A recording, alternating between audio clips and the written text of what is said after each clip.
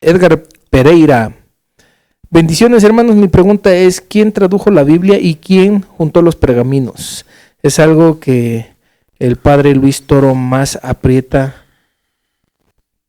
a los que enfrenta. Gracias, la paz del Señor para ustedes. Yo creo que cuando dice nuestro hermano que es lo que él más aprieta, es donde más les presiona, más los encara. A ver, ¿quién tradujo la Biblia? El tema es amplio, muy amplio, porque el tema de las traducciones no es un tema que se reduce a una persona o un grupo de personas, ni a una fecha, ni a un tiempo. No es el tiempo del primer siglo, los padres de la iglesia, no es el tiempo del segundo siglo, la literatura patrística, etc. El tema de las traducciones es muy amplio, muy amplio, porque vamos a tratar de hacerlo lo más resumido posible, porque los primeros libros que se escribieron, en este caso que sería la Torá, los 5 libros del Antiguo Testamento, llamados por nosotros Pentateuco, llamados por los judíos Torá, junto con el libro de Job, son los libros más antiguos. Y los lingüistas creen que la escritura que se usó para estos libros es un paleohebreo, ni siquiera el hebreo, sino un paleohebreo, porque la lengua hebrea fue perfeccionada a lo largo de los siglos, ya que el padre de los judíos, en este caso Abraham, era mesopotámico. Él viene de Mesopotamia, trae su propia lengua de allá de los caldeos, pero se sitúa en la tierra de Canaán, en la cual se habla otro idioma.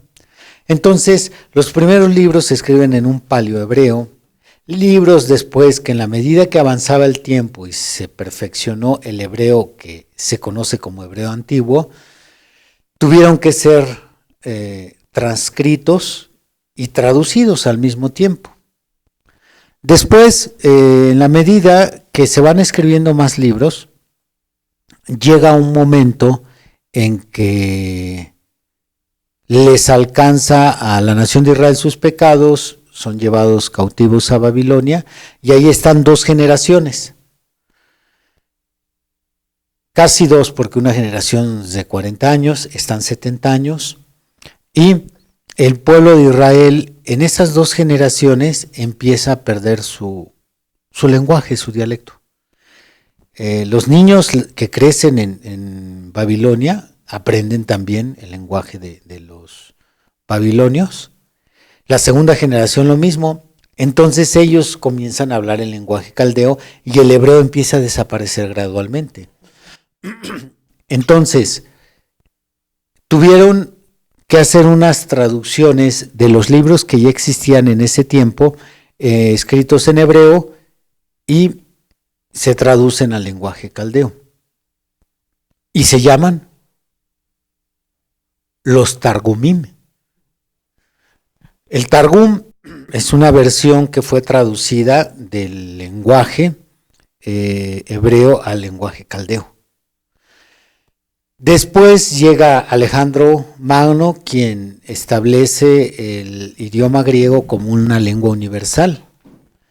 Entonces, Ptolomeo II Filadelfo manda traer ancianos que les pide al sacerdote Eleazar para que le ayuden a traducir la Biblia. Es una historia bellísima, un día la voy a contar, esto que hizo Ptolomeo II, hermosísima, te vas para atrás.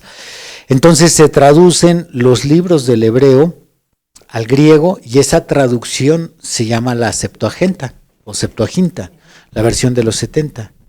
Después de ya haber traducido los Targum, que es del hebreo al arameo, del hebreo al griego, entonces tenemos en la época de nuestro Señor Jesucristo la Septuaginta en griego, pero después viene una traducción al latín en el año 400 aproximadamente por San Jerónimo. Se traduce al latín y esta traducción se conoce como la Vulgata Latina. Esa es la Biblia de cabecera de la Iglesia Católica Romana. Luego llega la época de la Reforma.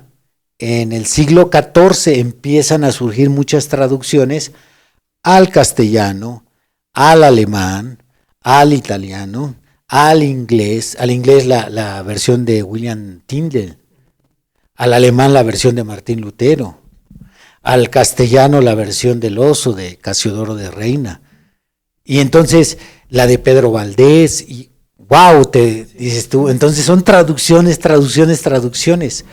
Por lo tanto, es difícil señalar a una persona, señalar un tiempo, señalar una cultura.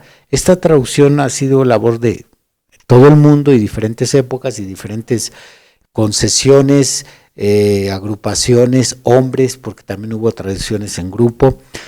No podemos señalar a algo. El sacerdote Luis Toro lo hace queriendo apuntar a que la Iglesia Católica, gracias a la Iglesia Católica, no es cierto, no es verdad. Él señala nada más una parte de la historia. Pero quien ya estudia en la historia todo cómo se han dado las traducciones, la labor se le deben a muchos hombres y a ninguna religión en particular. Por ejemplo, en el caso de Filadelfo, no era un creyente en Jehová. Él era un griego. ¿Cuál es el dios más grande de los griegos? Zeus. Entonces, no podemos atribuirle a la Iglesia Católica el tema. Ahora que yo debatí con Frankie, hubo muchas cosas que no pude responderle cuando estuvimos él y yo frente a frente, pero él decía cada afirmación que se puede desbaratar muy fácil. Él decía que la Biblia católica es la correcta, que tiene 76 libros, y que la evangélica tiene solo 66. Número 6, número imperfecto, doblemente imperfecta porque tiene 2 6.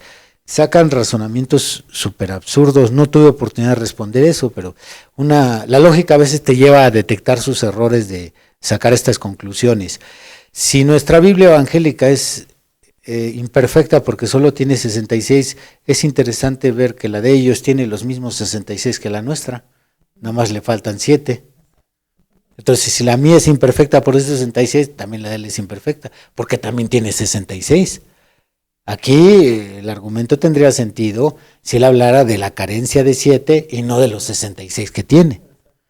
Pero bueno, esto es un tema muy amplio. Mi hermano le recomendaría, ya para finalizar, pues que estudie un poco de las traducciones para que pueda darse cuenta que los argumentos del sacerdote Luis Toro no tienen peso. Ok, pues ahí está la respuesta para nuestro hermano Edgar Pereira.